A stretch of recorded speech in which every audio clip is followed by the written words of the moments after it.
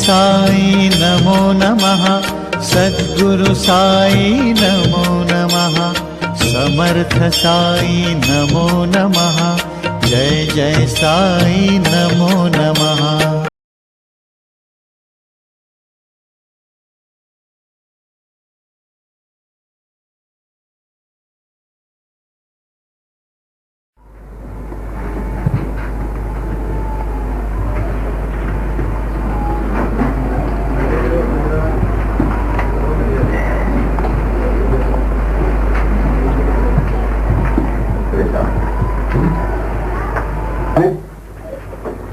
साई महिमा में जिनका वर्णन दिया हुआ है, लक्ष्मीबाई महालक्ष्मी नित्य सेवा करती थी, देकर उनको रुपए 9 सारी भक्ति दे दिए।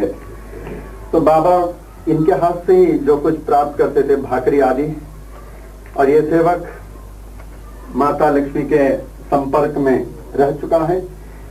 अभी 1963 में इन्होंने शरीर छोड़ा, 1963 में इन्होंने शरीर छोड़ा।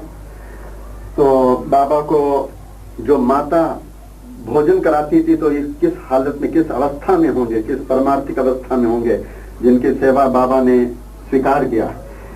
एक बार साई चरित्र में नहीं है, एक दृष्टांत है साई चरित्र में, कि दृष्टांत सुनाने की आवश्यकता नहीं है, उसमें आप पढ़ सकते हैं कि माता लक्ष्मी बाबा की सेवा कर रहे थे द्वारका माई में। उस समय उनके पतिदेव का आने का समय हो गया था, बाबा को भी मालूम था और उनको यहाँ आना था। तो बाबा से इजाजत चाहते थे, बाबा रोक रहे थे। फिर जब काफी समय हो गया, बाबा ने कहा तुम जाओ, ये साई चरित्र में नहीं है। फिर जब आए, उनके पास चाबी था, वो सोचे अब क्या होगा, वो तो बाहर के बाहर खड़े रहे होंगे, क्या होगा। तो देखा दरवाजा खुला था, अंदर बैठे थे। तो उन्होंने पूछा लक्ष्मीबाई ने, आप अंदर कैसे आए? बोले तुमने तो दरवाजा खोला था। तो दौड़ करके बाबा के पास गए, नतमस्तक हुए, कहने लगे बाबा ये आपकी लीला, आप ही जाने, दरवाजा भी खोल दिया आपने। तो बाबा इनके हाथ से खाते थे। एक बार बाबा ने कहा लक्ष्मी मुझे बहुत भूख लगी है, तो जल्दी से गए, भाकरी बना करके लेके आए, बाबा को दिया। बाबा ने टुकड़े टुकड़े करके मूंगियों को बिखेर दिया। तो बहुत द्रवित हो गई, कहने लगे बाबा आपने कहा भूख लगा हुआ है, मैं इतनी श्रद्धा से बना के लेके आए, एक और भी आपने नहीं खाया। बाबा ने कहा लक्ष्मी क्या इन मूंगियों में मैं नहीं हूं? तो ये प्रमाणित किया कि मैं सर्वव्यापक हूं। तो ये बड़ा महत्वपूर्ण स्थान है। तो बाबा ने जो 9 विधा भक्ति, ये 9 चांदी के सिक्के जो लक्ष्मीबाई को दिया है,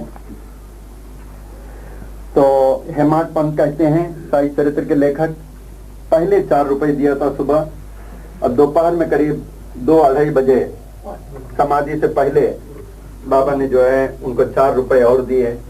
तो हेमाड पंत साई चरित्र के लेखक कहते हैं बाबा ने सारे विश्व को लक्ष्मीबाई के द्वारा 9 विधा भक्ति दिया है।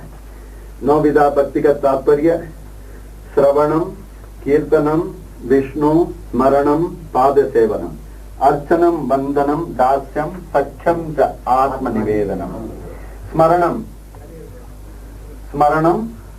कीर्तनम, विष्णु, श्रवणम, कीर्तनम, विष्णु स्मरणम, पाद सेवनम, अर्चनम, वंदनम, दासम, सख्यम च आत्मनिवेदनम। ये 9 विधा भक्ति बताते हैं। वैसे रामायण में है सत्संग के वचन में प्रीत का होना, गुरु के चरण कमलों की सेवा, भगवान के गुण का गायन करना, मन की सफाई, सच्चाई और प्रेम से। उसके उपरांत गुरु के बताए हुए उपदेश पर पूर्ण विश्वास होना, अपने गुरु पर पूरा विश्वास रखना। 6, वैराग्य धारण कर इंद्रियों पर पूरा अधिकार होना। 7, सारे जगत को भगवान का रूप समझना, संतों को मानना, संतों के द्वारा आत्म साक्षात्कार सरल हो जाती है। और 8वां, तृष्णा नहीं बढ़ाना, प्रारब्ध से जो मिले उसमें संतोष रहना। 9वां, भगवान के भरोसे रहकर मन को सुख दुख में समान रखना। और साई चरित्र में हेमाडपंत कहते हैं 9 विधा भक्ति में एक ही भक्ति का हम पालन करें तो हमारा जीवन बड़ा ही कल्याणकारी हो जाए। कहते हैं श्रवणम, राजा परीक्षित के समान भगवत परमार्थिक विषयों का जो है श्रवण करें, नहीं तो भक्त प्रहलाद के समान कीर्तन में आ जावे। श्रवणम कीर्तनम विष्णु या स्मरण भगवत चिंतन में आ जावे। श्रवणम कीर्तनम विष्णु स्मरणम पाद सेवनम माता लक्ष्मी के समान पाद सेवन में आ जावे। या अर्चनम पृथु महाराज के समान अर्चना में आ जावे। वंदनम नहीं तो वंदना करें। श्रवणम कीर्तनम विष्णु स्मरणम पासम अर्चनम वंदनम। दास्यम या रामदास हनुमान के समान बन जाएं। दास्यम सख्यम या अर्जुन के समान भगवान को अपना साथी बना लें। या राजा बलि के समान अपने आत्मा को ही उनकी इच्छा पर अर्पण कर दें।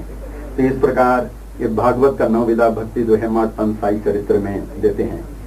अब हम लोग बाबा के दूसरे अंतरंग भक्त जैसे राम भक्त हनुमान, तो बाबा के भक्त मालसापति उसके समाधि में जाएंगे।